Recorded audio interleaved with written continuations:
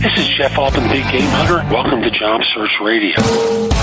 Are you looking for a new job or interested in leveling up? Job Search Radio is your go-to resource for insider tips on job hunting and growing your career. Here's your host, Jeff Altman. Hi, this is Job Search Radio. I'm Jeff Altman, the Big Game Hunter. And on today's show, I address a question that someone asked me about whether it makes sense to apply for two different jobs at the same firm. Now, often, well, I may not say often, but sometimes the jobs are pretty similar. Sometimes they're radically different. So I want to address the notion of applying for multiple jobs at the same firm. And I hope you enjoyed today's show. And if you do, please give it 5 stars in iTunes or Stitcher. It helps other people discover the show. And with that, let's get rolling. Here's the next question. Does applying to 2 different jobs at one company significantly lower your chance of getting each one? Now, I want to continue on here. I'm interested in 2 different areas, and they outline the 2 different groups. Would it be a bad idea to apply to both of these positions at one company? How does the process usually work with processing applications? Would it be going through the same recruiter? So, without outlining the specific jobs, I simply start off by answering the question as to whether or not it reduces your chances with the answer, well, it depends. Now, I interviewed someone on Job Search Radio not long ago who was a corporate HR recruiter, and he commented that the applicant tracking systems are now set up to recognize people who are frequent appliers. So in his case, which was a medical facility in the mid-Atlantic states, often they get applications from people for multiple positions, and they're not really qualified for them. So the system starts to block them for the simple reason that they're just nothing more than a spammer to them. So yes, you could say, but they may hit on one of them, but they're not paying attention. They just want to work at this company, and they don't really care what the impact is on the person who's reading their resume. They just want to work for the company. And that isn't what firms are looking for. They're looking for people to fill individual jobs. So multiple submissions can have an adverse impact unless you're going directly to hiring managers. So if you're applying through the applicant tracking system, you're starting to lower your value because in this particular case, person was applying for 2 different types of roles. Although they may have 2 different recruiters, the system that they're applying through is going to note that they've applied through their system for 2 different types of position.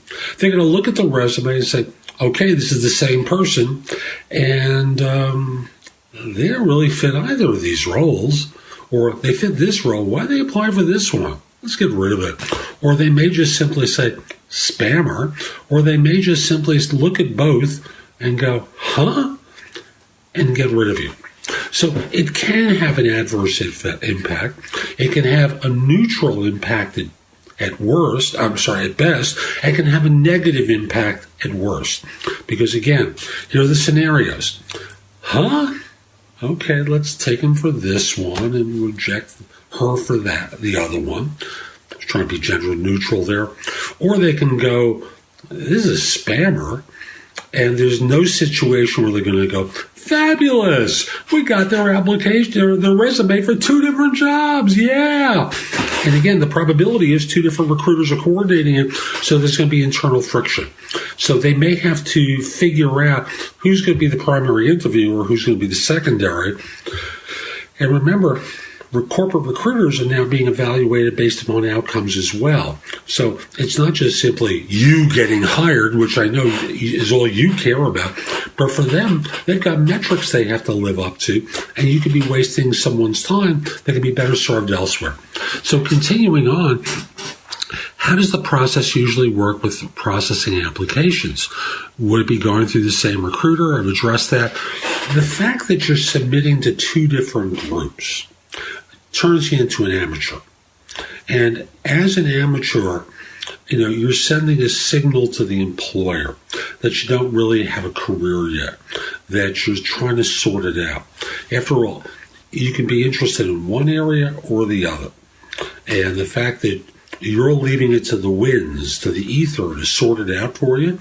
Am I lucky enough to get this one? Or do I have to stick in the old paradigm? Sends messages to employers. Even if it's the old paradigm, they say to themselves, okay, she's looking for something completely different than what she's doing now.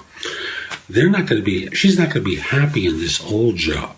See where I'm going from here? It's more complicated than just simply, is it going to the same recruiter?